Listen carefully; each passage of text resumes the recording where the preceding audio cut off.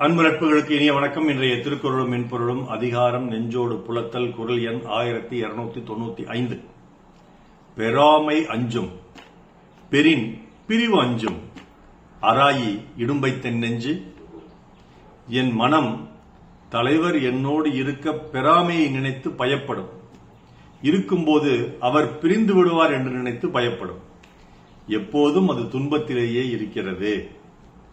When my husband is not with me, my mind fears for that.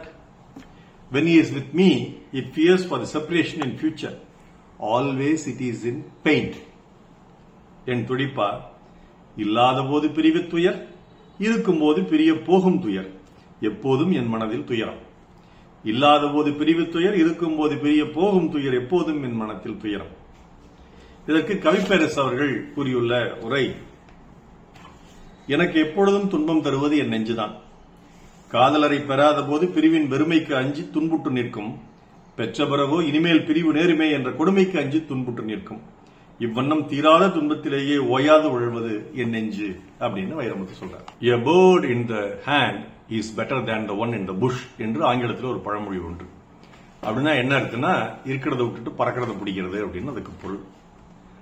பல வேளைகளில் இந்த இருக்கும் இடத்தில் நாம் நம்மை நிறுத்திக் கொண்டு அந்த சுகத்தை அனுபவிக்காமல் எதிர்காலத்தை பற்றிய எண்ணத்திலேயே காலத்தை ஓட்டி விடுகிறோம். அதுதான் நம்மளுடைய துன்பத்திற்கும் துயரத்திற்கும் காரணம் என்று பல்வேறு உளவியல் நிபுணர்கள் கூறியிருக்கிறாங்க.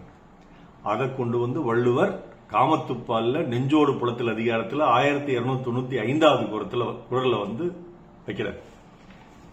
என்ன சொல்றாரு அப்படின்னா, காதலன் வந்து வெளிநாடு பிரிஞ்சு போயிடுறான். போகும் பொழுது அவனை பத்தியே நினைச்சு துன்புற்றுக்கிட்டே இருக்கா தலைவி. பிரிஞ்சு போயிட்டான், எப்போ வருவான் துன்புட்டுட்டே இருக்கா. திரும்பி வந்துடுறான். வந்ததுக்கு அப்புறமா அவங்க கூட இன்பமா இருக்காளா? இல்ல. திருப்பி எப்போ அவன் பிரிஞ்சு போயிடுவான்னு துன்பம் விட்டுட்டே இருக்கா. இப்படி எப்போதும் அவள் நெஞ்சம் வந்து துன்பத்திலேயே இருக்குது. உள்ளமும் மனமும் துன்பத்திலேயே கொட்டி கிடக்குது. இதுக்கு யார் காரணங்க? தலைவன் காரணமா, இல்ல தலைவி காரணமா, அவளுடைய மனம் காரணமா, நெஞ்சு உள்ளம் காரணமா? தலைவன் பிரிஞ்சு போயிட்டான். அவன் திரும்பி வந்துருவாங்கிற அந்த தைரியத்தை மனசுல வச்சுக்கிட்டு இருக்கிற வேலையை ஒழுங்கா பார்த்து நல்லா சமைச்சு போட்டு மாமனார் மாமியாரை கவனிச்சு, அப்பா அம்மாவை கவனிச்சு, குழந்தைகளை கவனிச்சு அப்படி ஒரு சிறப்பான வாழ்க்கைய தலைவி வாழ்ந்துட்டு இருந்தான்னா தலைவனுடைய பிரிவு துயர் அவளுக்கு தெரிஞ்சிருக்காது. சரி, திரும்பி வந்துட்டான். வந்ததுக்கு அப்புறமா அது தலைவன் கூட மனம் ஒத்து இன்பம் துய்த்து உற்றார் உறவினர் வீடுகளுக்கெல்லாம் போய், நண்பர் வீடுகளுக்கெல்லாம் போய், பல உணவு விடுதிகளுக்கு போய் உணவு சாப்பிட்டுட்டு, பல கோயில் குளங்களுக்கு போய், திரைப்படம் போய் பார்த்துட்டு வாழ்க்கையை நிம்மதியாக மகிழ்ச்சியாக அந்த காலகட்டத்திலேயாவது கழிக்கிறாளா என்றால் அப்படியும் கிடையாது. அப்போ என்ன யோசிக்கிறா? இன்னைக்கு இப்படி கூட்டு போவ, நாளைக்கு நீ வந்து விட்டுட்டு போயிடுவ, அப்ப என் மனசு கஷ்டப்படும்ல அப்படின்னு அந்த சுகத்தையும் அனுபவிக்காமல் இருக்கிறா. இப்படி இருந்தா அந்த நெஞ்சு நிச்சயமாக துயரப்படும், துக்கப்படும். அதற்கு காரணம் அவளுடைய நெஞ்சும் அவளும் தானே ஒழிய தலைவன் அல்ல அப்படிங்கறத வள்ளுவர் இங்க வந்து அற்புதமா சொல்றாரு. அதனால யார் இருந்தாலும் பிரிந்து போனாலும் அந்தந்த சூழ்நிலைக்கு ஏற்ப நீங்கள் வாழ வேண்டும். அதுதான் உங்கள் வாழ்க்கையின் வெற்றியின் ரகசியம், மகிழ்ச்சியின் ரகசியம் அப்படின்னு அகின் வந்து இந்த குறளை சொல்றதாக நான் கருதுறேன்.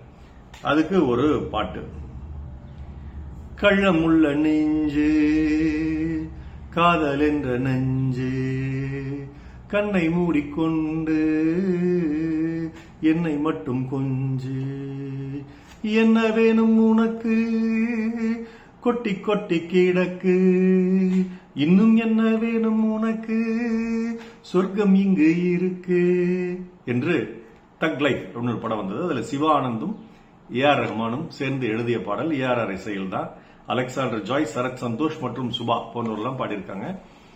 இதுவும் நல்ல பாடல்கள். இப்ப வர்ற பாடல்கள் நல்ல கருத்துக்கள் இல்லை என்று சொல்ல முடியாது. இந்த மாதிரி சில பாடல்கள்ல முதல்ல வரி புரியுது, கேட்டா அர்த்தம் புரியுது. அது அந்த அர்த்தத்தில் அந்த பொருளில் எடுத்து பார்க்கும் பொழுது அந்த பொருளுக்குள் சில சுவையும் இருக்குது. அப்படி சில பாடல்கள் இப்ப வருது. அதுல ஒரு பாட்டு தான் இது. அதுல வந்து தலைவி பாடுறா. இது நம்ம தலைவன் பாடதான் எடுத்துக்கலாம். உன் நெஞ்சு கள்ளம் முள்ள நெஞ்சா இருக்குது, அதுக்குள்ள காதல் என்ற நஞ்சும் இருக்குது. காதல் வந்து நஞ்சு இல்லாம அமிழ்தமா எப்ப இருக்கும்? எப்பொழுதுமே காதலுடன் உடல் இல்லாமல் இருந்தாலும் அமிழ்தமா இருக்கும். இப்ப காதல் என்ற நஞ்சை வச்சுக்கிட்டு எங்கூட சண்டை போட்டுட்டு இருக்கிற, கண்ணை மூடிக்கிட்டு என்ன மட்டும் கொஞ்சம் இந்த சூழ்நிலை நீ வந்து அனுபவி. சில நேரங்களில் பாட்டு பாடுபொருள் கண்ண முடிப்பாங்க, பாட்டு கேட்பொருளும் கண்ண முடிப்பாங்க. அப்பதான் அதுக்குள்ள முழுசா அனுபவிக்க முடியும். அந்த மாதிரி கண்ணை மூடிக்கிட்டு இதை அனுபவி. என்ன வேணும் உனக்கு? ஏன் எப்ப பார்த்தாலும் நீ புலம்பிட்டே தெரியல? இங்க பாரு, கொட்டி கொட்டி கிடக்குது. இன்னும் என்ன வேணும் உனக்கு? சொர்க்கமே இங்கதான் இருக்குது அப்படின்னு தலைவன் தலைவியை பார்த்து சொல்ற மாதிரி நம்ம எடுத்துக்கலாம். மீண்டும் குறள்: பெறாமை அஞ்சும் பெரின் பிரிவஞ்சும் அரா இடும்பை தென் நெஞ்சு. நாள் சிறக்க நற்றமிழ் வாழ்த்துகள். மருத்துவர் ராமசெல்வரங்கம், ரிஷினி தலைவரிடம் சேலம் கள்ளக்குறிச்சி. நன்றி. டாக்டர் செல்வரங்கம் குரல் யூடியூப் சேனல் ஷேர் பண்ணுங்க, லைக் பண்ணுங்க, கமெண்ட் பண்ணுங்க, சப்ஸ்கிரைப் பண்ணுங்க. வணக்கம்.